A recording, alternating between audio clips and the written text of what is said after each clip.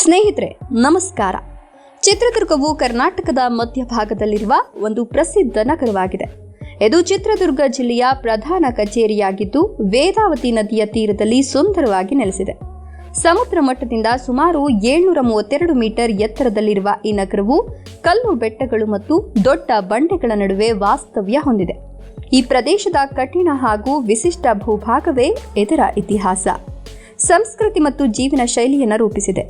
ಚಿತ್ರದುರ್ಗದ ದೃಶ್ಯ ಸುಂದರವಾಗಿದ್ದು ಅದರ ಕಲ್ಲಿನ ಕೋಟೆಯು ಈ ಸ್ಥಳಕ್ಕೆ ಗೌರವದ ಗುರುತು.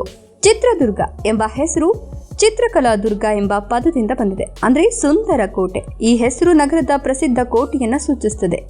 ಸ್ಥಳೀಯರು ಇದನ್ನ ಕಲ್ಲಿನ ಕೋಟೆ ಅಥವಾ 7 ಸುತ್ತಿನ ಕೋಟೆ ಅಂತ ಕರೀತಾರೆ, ಯಾಕಂದ್ರೆ ಈ ಕೋಟೆಯು 7 ವೃತ್ತಾಕಾರದ ಗೋಡೆಗಳಿಂದ ಸುತ್ತಲ್ಪಟ್ಟಿದೆ.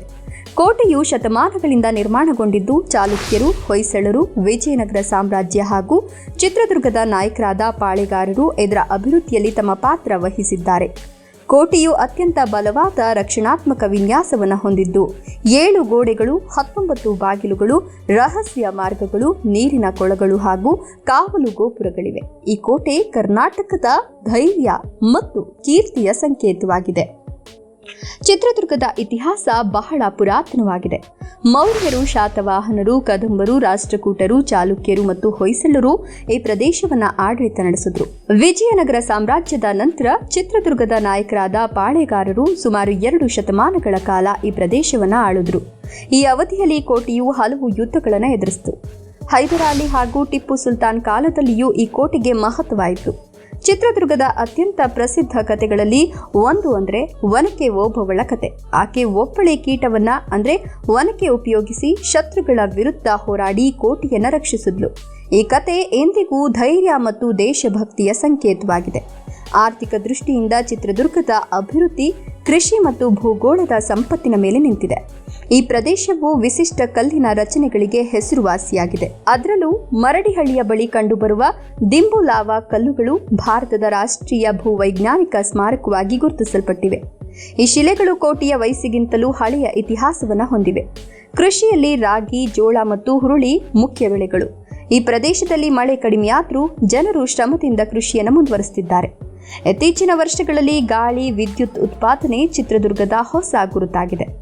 ಬೆಟ್ಟಗಳ ಮೇಲೆ ನೂರಾರು ಗಾಳಿ ಚಕ್ರಗಳು ಕಾರ್ಯನಿರ್ವಹಿಸ್ತಾ ಇದ್ದು ಇದು ನವೀಕರಿಸಬಹುದಾದ ಇಂಧನದ ಕೇಂದ್ರವಾಗಿದೆ.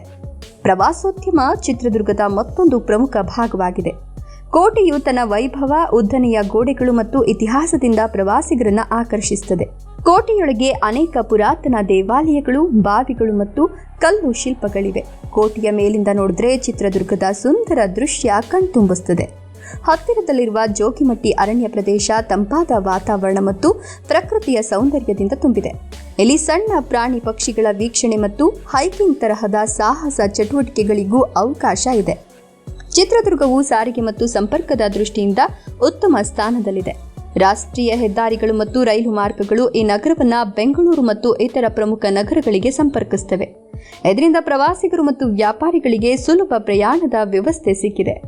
ಒಟ್ಟಿನಲ್ಲಿ ಚಿತ್ರದುರ್ಗವು ಕರ್ನಾಟಕದ ಇತಿಹಾಸ, ಧೈರ್ಯ ಮತ್ತು ಸಂಸ್ಕೃತಿಯ ಜೀವಂತ ಸಾಕ್ಷಿ. ಕಲ್ಲಿನ ಕೋಟೆಗಳಿಂದ ಹಿಡಿದು ಒನಕೆ ಓಬವ್ವಳ ಧೈರ್ಯದ ಕತೆ, ಬೆಟ್ಟಗಳ ಮೇಲೆ ತಿರುಗುವ ಗಾಳಿ ಚಕ್ರಗಳು ಎಲ್ಲವೂ ಈ ನಗರದ ಬದಲಾದರೂ ಉಳಿದ ಶಕ್ತಿ ಮತ್ತು ಚೈತನ್ಯವನ್ನು ತೋರಿಸುತ್ತದೆ.